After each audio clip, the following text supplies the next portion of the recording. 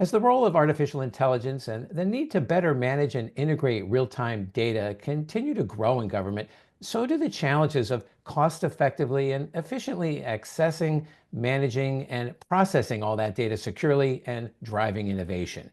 After a decade of moving data operations to public clouds, agencies are beginning to rethink their approaches in the face of escalating costs, latency, and complexity. I'm Wyatt Cash with Scoop News Group, and here to talk about this evolving landscape is Bob Costello, Chief Information Officer at the Cybersecurity and Infrastructure Security Agency. Bob, thank you so much for joining us. Thanks for having me today, Wyatt. Let me start by asking what types of IT use cases, including AI, are getting your agency's most significant investment support? And how do you see these investments bringing greater innovation to your agency's mission? Well, I think you also nailed it at the start of your opening. We want to be highly effective and very efficient and what we're doing with our information technology. So here at CISA, we have rolled out Microsoft Copilot, which has been super helpful to make our employees more effective. Yet, it has everything from helping you be better at Excel to your writing to helping mine data.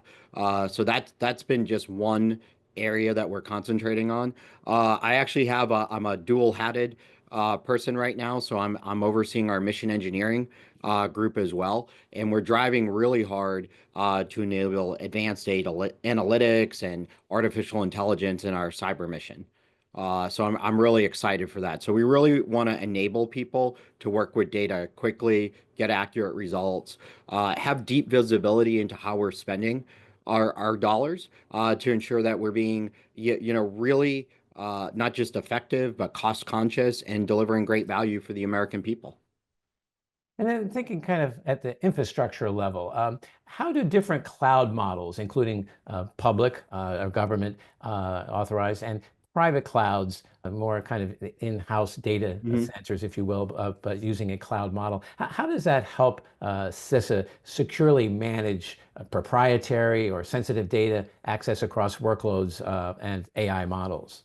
Yeah, absolutely. So, first and foremost, cybersecurity is inherent in everything we do here and everything we build, and the organizations that I oversee.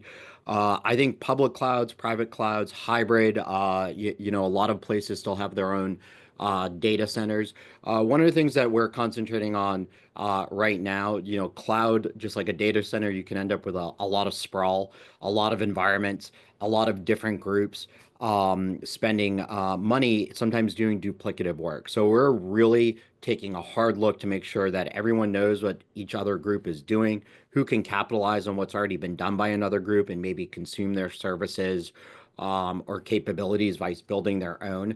And then really having radical transparency on every dollar that we spend. So we know the effect we get for it. Are we turning things down when they're no longer in use, or when it's just a dip in volume? If you don't have users overnight, why are you running the same capacity as you do during the day? So we're trying to be really smart about how we utilize both our on-premise and cloud capabilities. And as we deploy to the cloud, we want to make sure that we're doing it correctly. You can have a cloud deployment if you're moving from on-premise that is less effective or cost more. We want to make sure that we're moving data effectively between our environments, and that we're negotiating good contracts, that we're working as partners with industry, so that we really see where our dollars are going, but also so that our teams understand the different choices they have to make the most effective decisions on technology solutions. Yeah, and as you think about those decisions, I'm curious, as agencies deal with growing volume of data and AI workloads, and been moving data all over the Mhm. place these days, what do you Yeah. see as the advantages these days about keeping data and processing it in on-premises data centers and private clouds and service stacks, as well as when is it appropriate to use a government authorized public cloud stacks?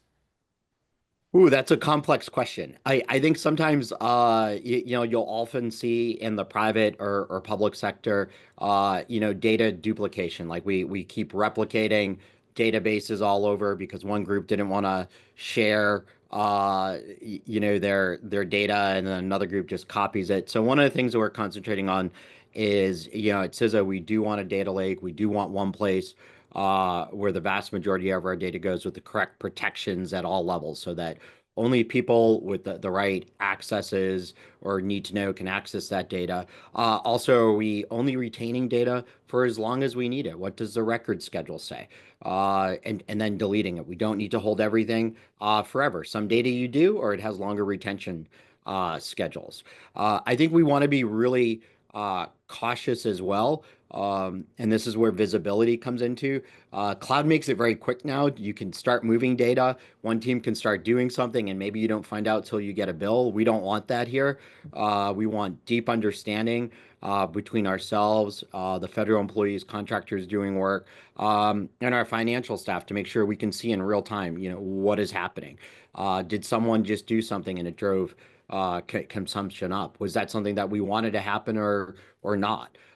So that's one thing that is one of my big projects now through the end of the fiscal year, is ensuring that we're increasing visibility and real-time metrics coming out of our cloud environments as we do work to shift out of some of our legacy on-premise environments. That'll take a little bit of time, but I think we're definitely seeing some of those legacy environments are not as effective as we want them to be for the types of data that we work with. A lot to keep your eye on. Um, we're hearing also that as agencies really embrace AI, that there's going to be really just a lot more need for sort of the infrastructure support to handle that increasing volume of data. So as you look out over the next 2, 3, 4 years, if you will, how are you looking at your investment decisions on infrastructure? What do you anticipate, and how are you trying to get prepared for that? Yeah, and I think I definitely see AI having very positive effects on what we work on, and some of our decisions too. What can I use that's available already? Is it a software as a service? Is it something integrated into products we're already buying? We're really feeling very good right now about working with our partner community to make sure we're consuming AI. Maybe that's in our endpoint detection and response, or our logging infrastructure. What can we turn on that maybe we already own, and just makes us better, makes our employees more effective so they can do more throughout the day. I think one area that we're really interested in, we have built some internal AI capabilities. And to your point, it can get very expensive. We want to make sure that we're curating what the data that goes into it correctly, and then it's producing value. We can throw all this data into it, but if it's not producing value for our threat hunters or analysts, or driving the outcomes that we want, I think that's where we need to take a really hard look. We want to, ensure that our outputs drive the outcomes that are desired for the agency. We want to be highly effective, deliver great value for and capabilities for the federal civilian executive branch, but also that is delivering great value as the nation's cyber defense agency. Does it help our publications? Does it help us get messaging out there sooner? Does it help our technical documentations be more accurate? So those are all things that we're looking at. Terrific.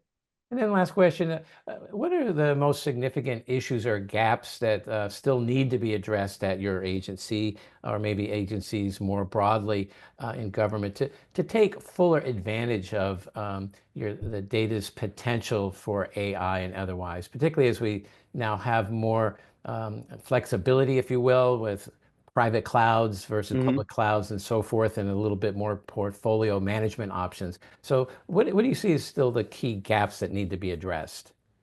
I think one area, and some of it, we just had an executive order come out that on AI education, Hmm. which I think is phenomenal and excellent. We have to re-educate our workforce too. How do you use these tools? How do you ask questions of AI that generate the results that you want? It's different than maybe how we had been doing things in the past. I think it can enable people to be so much more effective as they're looking at data. It helps us simplify complex data sets so more people can use them. So I think training, enabling the workforce, making sure that people know what's available, that we're ingesting the right data sets. And then I think also like one of what I try and concentrate on at CISA is how do I ensure we're setting the right example in my office? Like, are we moving to the next technology? Are we doing the right things on cyber?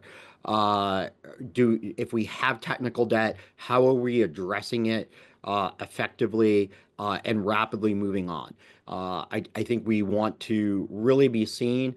I want my office to be seen as like bleeding edge in government, that we're really driving some amazing solutions for CISA operators. Really appreciate that.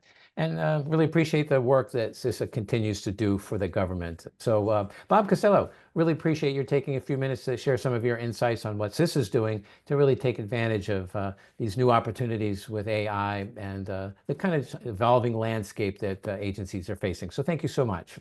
Thank you so much, Wyatt. Great to be here with you again today.